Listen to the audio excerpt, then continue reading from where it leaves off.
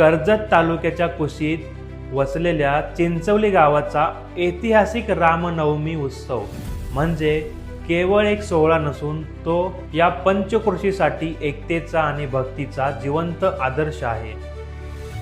गेल्या 62 वर्षापासूनची परंपरा जपणाऱ्या या गावाला मोठा ऐतिहासिक वारसा लाभलेला असून इथले ग्रामदैवत प्रभू श्री राम, कान्होबा माऊली आणि जिवंत समाधी घेतलेले देवजी बाबा यांच्यावर गावकऱ्यांची अढळ श्रद्धा आहे।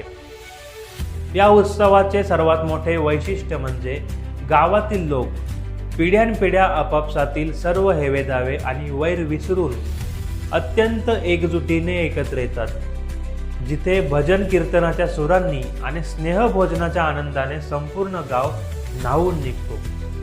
या गावाचा इतिहास देवजी बाबांच्या समाधीसमोर असलेल्या त्या प्रचंड मोठ्या घंटेवर कोरलेल्या मोडी लिपीतील अक्षरांमधून स्पष्टपणे दिसून येतो। रामनवमी या उत्सवाची सुरुवात गावकरी सांगतात की पूर्वी पुण्याहून येणाऱ्या 2 वक्त्यांच्या नारदीय कीर्तनाने झाली होती। आजोबा पंजोबांच्या काळापासून चालत आलेली ही परंपरा आजही तितक्याच जल्लोषात साजरी केली जाते। हे 62 वर्ष जरी असेल तरी आमचे आजोबा पंजोबा किंवा त्यांच्याही अगोदरचे पूर्वज सांगतात की आपल्या प्राचीन जुन्या असणाऱ्या राम मंदिरात हा सप्ताह केव्हापासून सुरू झाला हे आम्हाला सुद्धा सांगता येत नाही। म्हणजे थोडक्यात सांगायचं झालं तर पूर्वी आता जसा वारकरी सप्ताह होतो तसा पूर्वी याच्या अगोदर नारदीय कीर्तन व्हायचं। पुण्याकडून कोणीतरी 2 वक्ते यायचे आणि ते 7 दिवस येथे राहायचे आणि ते अखंड अशी 7 दिवस सेवा करायचे। अशा प्रकारे हा नारदीय कीर्तन किंवा हा सप्ताह व्हायचा आणि तो केव्हापासून व्हायचा ना ते आमच्या आजोबा पंजोबा किंवा त्याच्याही पुढच्या पिढीला मागच्या पिढीला सांगता येत नव्हतं। असं हे आमच्या श्रीराम मंदिराचा वारसा आहे। इतकेच नव्हे तर कोरोनासारख्या जागतिक महामारीच्या काळातही या गावाने आपल्या दैवतांच्या कृपेने आणि एकजुटीने एकही बळी जाऊन दिला नाही, असे गावकरी अभिमानाने सांगतात।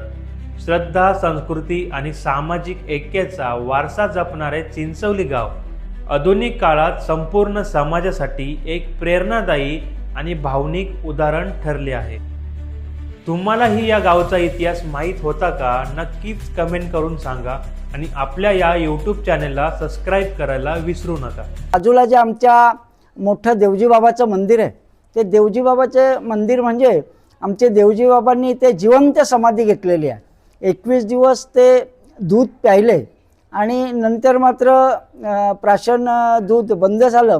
म्हणजे समाधी जिवंत समाधी घेतल्यानंतर जवळजवळ देवजी बाबा हे 21 दिवस जिवंत होते हे यावरून आम्हाला स्पष्ट करता येईल। त्याच्या बाजूला जी प्रचंड अशी घंटी आहे ती एकदम ऐतिहासिक वारसा असलेली मोडी लिपीत तिच्यावर उल्लेख असलेला अशी ही घंटा आहे। आमच्या गावात म्हणजे आमची दैवतं एवढी जागरूक आहेत, आमचे देवजी बाबांची शक्ती एवढी आहे की एकदा इंग्रज अधिकारी आले।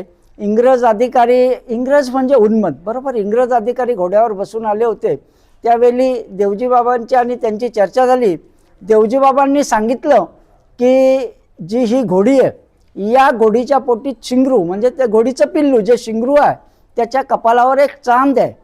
हे कसं सांगतो? इंग्रज अधिकारी म्हणाले, हे तू कसं सांगतो? अरे रावेने बोलू लागला।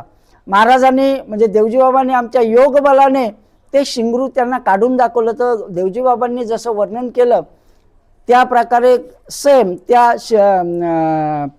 घोड्याच्या पिल्लूच्या म्हणजे शिंगराच्या कपाळावर असा एक पांढरा ठिपका म्हणजे चांदासारखा ठिपका होता आणि योग बलाने पुन्हा देवजी बाबांनी घोडी जिवंत केली। इंग्रज अधिकारी खुश झाले। त्यांनी सांगितलं ही घोडी जेवढ्या भागात फिरेल तेवढी चिंचवलीची शिव किंवा चिंचवलीची हद्द, त्याप्रमाणे ती घोडी जेवढ्या बाजूला चहू बाजूने फिरली तेवढी आमच्या गावाला जमीन मिळाली, आमच्या गावची शिव। तसेच आत्ताच एक लहानसं उदाहरण द्यायचं झालं तर कोरोना झाला, अख्ख्या जग या महामारीने त्रासलं, पण हे आम्हाला सांगायला अभिमान वाटतो की चिंचवलीतला एकही नागरिक या कोरोना व्हायरसच्या आजाराने गेलेला नाही किंवा कुठलाही त्रास झाला नाही। आम्ही सर्व ग्रामस्थ म्हणतो की आमच्या गावची जी दैवत आहेत, प्रभू श्रीराम असतील, देवजी बाबा असतील, कान्होबा असतील, ही दैवत जिवंत आहेत याची साक्ष अशा लहान लहान उदाहरणावरून आम्हाला पाहायला मिळते. आणि आता जो हा सप्ताह चालू आहे, हा पंचक्रोशीतील लोक येतात. रामनवमीच्या दिवशी राम जन्मोत्सव होतो, यात्रा भरते, प्रत्येक घरी पाहुणे वगैरे येतो आणि सर्व कीर्तन, प्रवचन, पारायण असा एक मोठ्या प्रकारे धार्मिक कार्यक्रम होतो आणि लोकांत जागृती, धर्मजागृती केली जाते. एवढं मी ग्रामस्थांच्या वतीनं आपणास सांगू इच्छितो.